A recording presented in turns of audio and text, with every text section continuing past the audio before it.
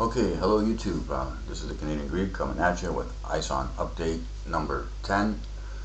There are some questions that I have to answer and some things that I have looked into based on other information, other YouTube videos and articles that I've come across. So let's get to it. We'll start with Bruce Gary's website. ISON has brightened and continues to brighten now. It is at a magnitude of 5.29 total Vmag. Okay, so it's continuing to brighten.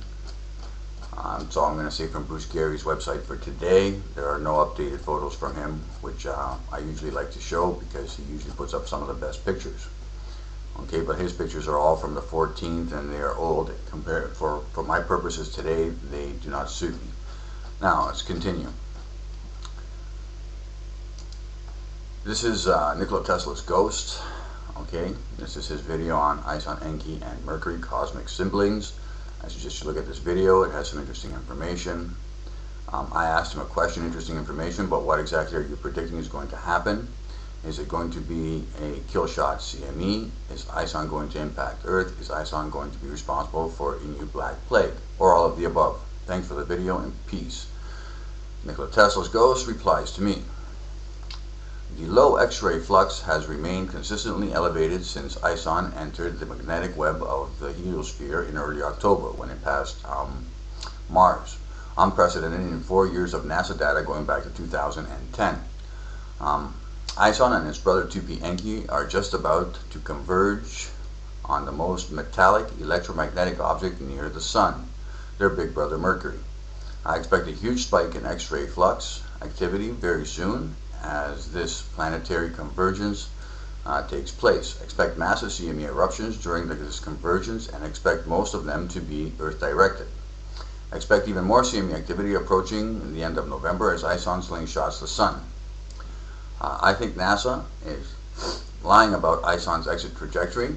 The initial Goddard Space Center model is still available on ISON's Wikipedia page.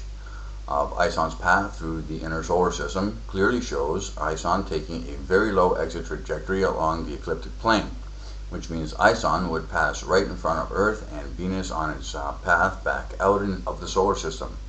This would be our worst case scenario because the solar wind would push ISON's outgoing debris field directly into the orbital paths of Earth and Venus. Earth would literally be broadsided as it orbits through ISON's debris field. Earth will cross ISON's exit path around January 1st, 2014. But the thing I'm most confident about is that the powers that be will purposely distract the world from these cosmic events with the next 9/11 style false flag attack on humanity. Expect an EMP attack against the US from yet another hapless foreign country and expect it well before the end of the month. Okay, I suggest you guys look at this video and what he's talking about with the Twin Towers and particle beam weapons being used to bring them down. It's not the first time I've heard of that, by the way, but check it out. The video is interesting. Nikola Tesla's ghost does his research. Check it out. Okay, now because of what he said about what's going to happen near the end of this month, you guys know me, I take nobody's word for anything. I research and I do my thing. Here's where everybody is located right now. Here's Enki, here's ISON, X1 Linear, and R1 Lovejoy.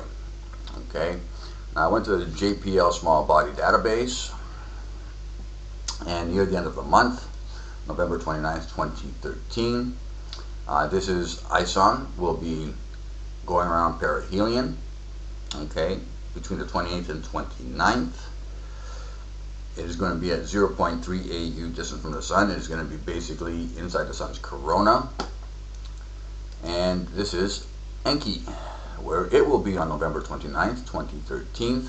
It will be at 0.389 AU from the Sun. Okay, very close. And the important thing here is that both Enki and ISON will be below the ecliptic plane, and they will both be very close to the Sun, and that is one alignment that as far as I'm concerned, is something to be concerned about. Okay, you're going to have two comets at very close proximity, both below the ecliptic plane of the sun. In other words, south of the ecliptic plane, and that is something that should concern us. At least it concerns me. Is Nikola Tesla's prediction correct about there being massive CMEs? I've always said it in most of my ISON updates that CMEs are something that concern me as well a great deal about ISON. So we'll have to see what happens. By the way, guys, I've also been running into a lot of videos, and not just from YouTube, but also during my information gathering from websites and articles that I've read from newspapers or certain blogs that say ISON is breaking up. Okay, this is from Chrono 16. There's another one down here from BP Earthwatch. It's starting to disintegrate. Let's address that for a second, shall we? This is a picture from Kosmos from Athens. Okay, this is the most recent one I've been able to find, November the 18th, and it shows the coma of ISON, and of course the tail with the ion tail and its regular one, and it shows that it's still intact. Now, why do I say it shows that it's still intact? Let me elaborate. Okay, let's go back here for a second. Let's have a look at some other photos. And let's have a look at Nick Rose here from November the 17th. These are the best detailed images that I've been able to find thus far. Okay, let's blow that one up.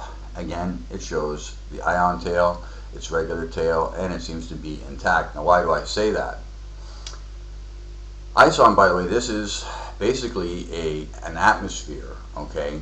And when you have ISON moving at 56 kilometers per second, and you have CMEs, and by the way, another CME has been fired off towards ISON.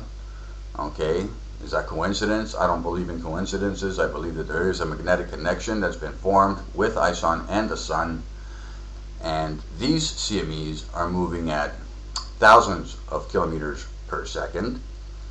Okay, they are really firing off. Or thousands of kilometers per hour, but anyways, they are moving at very high speeds. ISON itself is moving at a very high speed. You put the two of them together because ISON is moving towards the sun, these things are moving away from the sun, and there are significant forces against being created there with ISON moving into the sun and the CMEs moving out. Okay, and if this has been breaking up, if ISON has been breaking up, okay, since the 14th of January when it expanded its coma and it went into an outburst mode, if it had fractured or broken up in any way, there would be debris pieces splitting off, because this atmosphere, with it coming towards the sun and CMEs moving away, along with radiation pressure or just the regular solar wind, which supposedly spun the asteroid, the one that started acting like a comet. If that kind of pressure is being pushed against this and it has fractured, there would be fractured pieces now starting to show, because from the 14th to the 19th, okay, we're almost to the 20th, it's been almost a week, there should be debris showing. Okay, if it had fractured or disintegrated, or if there's anything going on with this thing, if it is not intact, it should be showing by now. Alright, let's see, what else is there? Okay, CMEs are continuously being fired towards ISON. Let's have a look at, I already covered that part. Okay, something else that's concerning me, guys. I think my videos are, for some reason, I'm suspicious. I have, by the way, I have 1,710 subscribers. Okay, I put ISON update number 9. I put it out 2 days ago on the 17th, and in 2 days I've only got 716 views. How is that possible? If I have 1,700 subscribers, I should have at least, in 48 hours, you would think I would have 1,700 views plus any incidentals. Are my videos being kept down? Are they not showing up in people's updates? I have no idea, but this is suspicious behavior. I don't know why this is happening. But that's I don't know. I don't know what's going on, but that is a very low number for the number of subscribers that I have. So it's just something that's bugging me. I don't know why. I don't know what's going on there. All right, that's about it. This is going to be a quick update. Again, check out this video, and guys, there's a lot of information going on around out there that, you know, is really, how can I say it, incorrect. If ISON had broken up, it would be evident by now. There would be no doubt that it would be showing up, that it's been breaking up, and I don't see any evidence of anything like that taking place. Okay, and by the way, if it broke out, if it was to fracture right now and scatter pieces all over the place, that would be the worst case scenario for us. Okay, because we don't know where that thing's going to come out during its exit path. Again, like I said, I will place no credence in any trajectories that are being given out right now. We're going to have to wait until after perihelion. But as far as solar eruptions that might take place during the end of this month, on the 28th and 29th, when there will be an alignment between Enki and ISON, okay, and they will both be below the ecliptic. I think that is definitely something to watch for. Okay, guys, that's it for now. This is the Canadian Greek. I'm out.